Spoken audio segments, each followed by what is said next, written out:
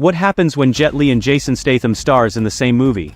Today we dive into the high-stakes and adrenaline-packed world of war, where betrayal lurks in every shadow, and revenge is just the beginning.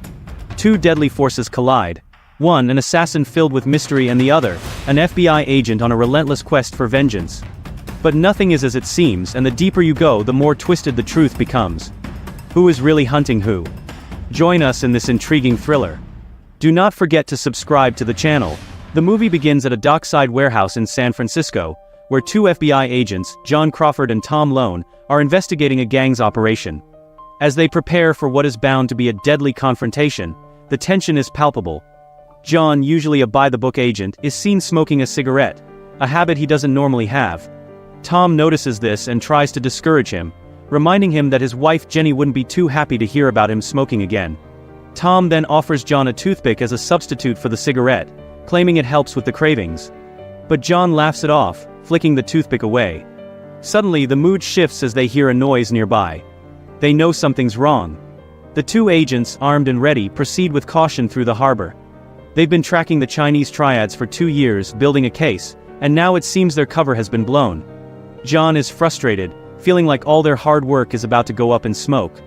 As they prepare for the inevitable, John spots a bullet casing on the ground, marked with the distinctive symbol of a notorious assassin, Rogue. Before John can warn Tom, a gunfight breaks out. Tom has already charged into the fray, taking on the heavily armed Triad members with expert precision. The fight escalates quickly, with bullets flying and bodies dropping. John joins the fight, taking down Triad members one by one. But he is shot by Rogue, and as the assassin prepares to finish off John, Tom shoots him from behind. Rogue falls into the water, and Tom assumes he's dead. Tom, ever the optimist, jokes with John, asking if they've finally got him. John, still shaken by what he's seen, isn't convinced. He knows Rogue's reputation all too well, an assassin so skilled and elusive that even the CIA had employed him. John is skeptical, commenting that many people have thought they killed Rogue, only to be proven wrong later. A few days pass and life seems to return to normal. Tom is at home with his family, enjoying some downtime when he gets a call from John. As he answers the phone, his wife reminds him to tell John not to smoke in front of their kids because John and his family were going over to Tom's for a visit. Tom and John discuss the aftermath of the shootout, with Tom noting that Rogue's body was never recovered, further fueling John's suspicions. Tom believes Rogue is gone for good, but John remains uneasy. Then the unthinkable happens. Rogue is still alive and has found Tom's home. While Tom is in the bathroom, Rogue breaks in and attacks Tom's wife. Hearing the commotion, Tom rushes out, but it's too late. Rogue shoots him, leaving him helpless. As Tom watches in horror, Rogue coldly murders his wife and daughter. The scene is brutal, with Rogue showing no mercy. After killing Tom's family, Rogue sets fire to the house and disappears into the night. John and family, who were on their way to visit Tom, arrive to find the house engulfed in flames and police swarming the scene. His worst fears are confirmed when he learns that Tom, his wife, and their daughter have all been killed. The sight of the body bags is devastating, and John is consumed with grief and rage. As he searches the burnt remains of the house, he finds a familiar clue, a bullet casing marked with Rogue's signature. It's now clear that Rogue is alive, and John swears vengeance on the assassin who has taken everything from his friend. From this point on, John's mission becomes personal. He dedicates himself to finding Rogue and getting revenge for Tom. Rogue, meanwhile, has become entangled in the underworld, working as a hitman for both the Chinese Triads and the Japanese Yakuza. He plays both sides, setting the two criminal organizations against each other. In one tense scene, Rogue enters a nightclub controlled by the Triads. He moves through the crowd like a ghost, silently eliminating guards before confronting a key Triad member. Rogue kills his men and then puts a bomb on his dog. When the bomb detonates, Rogue comes in and finishes the job. Rogue's action turns the two groups against each other. As the bodies pile up, John's investigation leads him to a crucial discovery. Rogue isn't just an ordinary assassin. He's a man with a personal conflict, and his true identity has been hidden behind layers of deception. John uncovers that Rogue had undergone plastic surgery to change his appearance, making him unrecognizable even to those who knew him well. This revelation shakes John, as he realizes the man he's been hunting is far more dangerous and personal than he could have ever imagined. Rogue continues to manipulate events behind the scenes, playing both the Triads and Yakuza like pawns. At one point he appears to be working for Chong, the Triad leader. On a visit to his house, he saw Chang's beautiful wife and daughter. He undertakes another mission for Chang, and this time, he is to ensure that Chang gets the horses that Shiro, the head of the Yakuza, is sending to San Francisco. Rogue assures Chang that he will see to it, and indeed, he masterminded a double cross when the delivery arrived. He used the captain of the police force to detain the Yakuza gang as they left the port, and Chang's men killed them after the captain had left. The package is actually a treasure gold masterpiece. When John and his team arrive at the scene of the execution, John notices the details and figures out that the local cops must have been involved. He eventually finds the captain and after some torture, gets a confession from him. Rogue had threatened to kill the captain's family if he didn't comply with his instructions. When John was taking the captain out of the place, Rogue killed him to ensure that John could not find him. However, this action exposes Rogue's location and John gives chase. After some smart and precise movements, Rogue slides down a pole and John loses him. In the meantime, Kira, the daughter of the head of the Japanese Yakuza named Shiro, arrives in San Francisco to take care of his father's business. In a bid to keep the horses from Chang, Rogue sets up a meeting with John and the FBI at the same location where Chang is supposed to collect the items.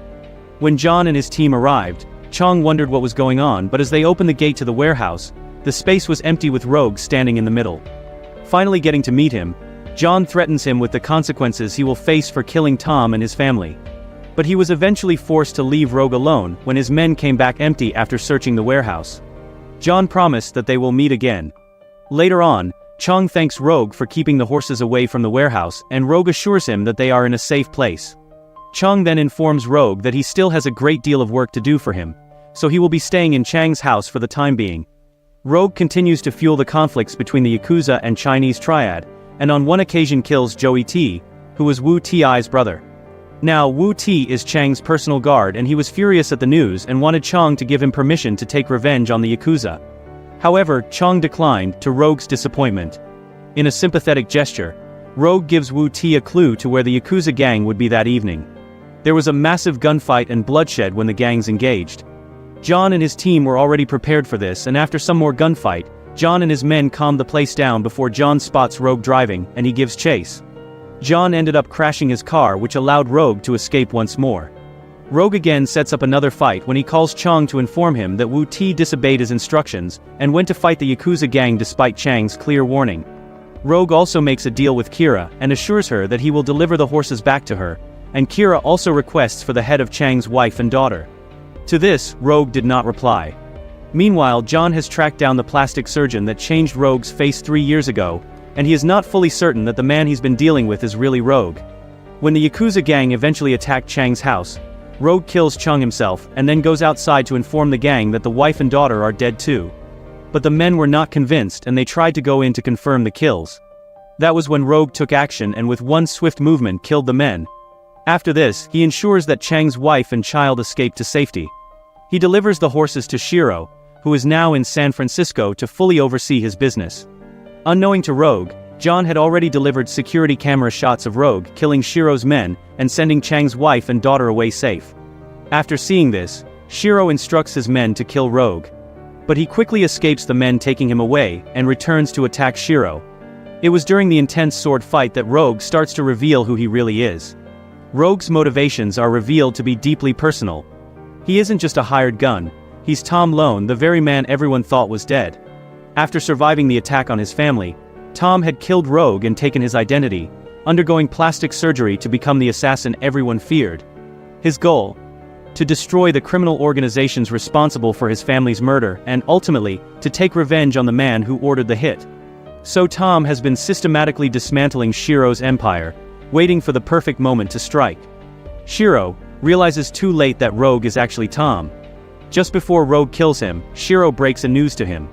He tells Rogue that John was the reason why his family is dead, but John had sold out the information of his location to Shiro. Rogue eventually kills Shiro and goes for John. Rogue sets up a meeting with John, who is still unaware of Rogue's true identity. However, John gets one of his team members to take up sniper duty and to kill Rogue on sight. The two former friends finally come face to face in a tense and emotional confrontation. As they fight, Rogue reveals the truth. He is Tom Lone, the man John thought was dead. John is stunned, realizing that the person he's been hunting for so long was his own partner, living under a new identity. The weight of this revelation is almost too much for John to bear, as he apologizes to Tom for failing to protect him and his family, and for selling him out to Shiro. But there's no room for reconciliation. As a sniper takes aim at Tom, John steps in front and tells him to stop. But Tom, now fully embracing his role as Rogue, shows no mercy. He shoots John, ending his former partner's life. Rogue sends one of the horses to Chang's wife, so that she and her daughter could start a new life. He also sends a case to Kira, but what was inside is different. It's her father's head. With John dead and his revenge complete, Tom, now Rogue, drives off into the night, disappearing once again into the shadows. He leaves behind a trail of destruction, but also a sense of closure for the lives lost along the way.